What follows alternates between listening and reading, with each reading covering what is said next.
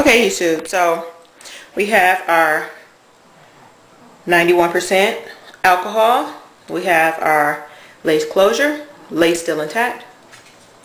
We have some sewing thread, our weaving thread with a curved needle, a pair of scissors to cut the lace. We're not going to cut these tracks. We're going to keep this weft whole the whole way up. And we have 2 bundles of hair, which are 4 ounces each, for a total of 8 ounces. And 8 ounces is typically how much hair you're going to use for a weave, unless if it's a full weave. If it's a partial weave, you might use less than this. But that's typically any installation of hair, braids included, about 8 ounces. 8 ounces. I get this question all the time. How many ounces of hair do I need? You need 6 to 8 ounces in order to do your head, okay? So these are the items you're going to use.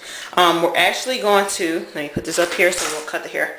We're actually going to go ahead and seal the back of the closure, and this is just to make sure that your knots don't slide when you wash it or whatnot. And you can use an acrylic sealer. You can get that from any craft store, Hobby Lobby, Michaels, Joann's, any of the craft stores.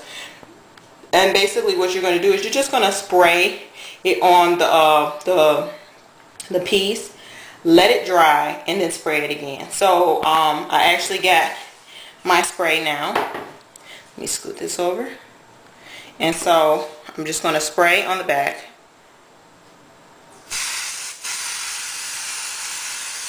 And let that seal. Okay? Just let it dry and then we'll come back and spray it again. But that's pretty much it for that.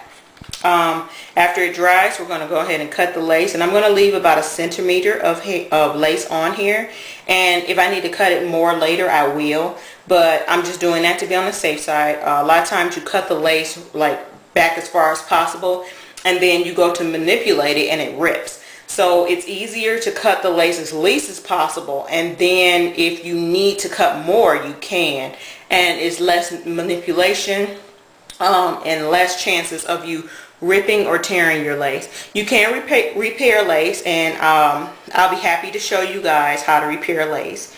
But for now, we're just going to cut this about 1 centimeter away from the hairline and work with it as that. So anyway, now we're going to go ahead and get to sewing the hair in while this is drying.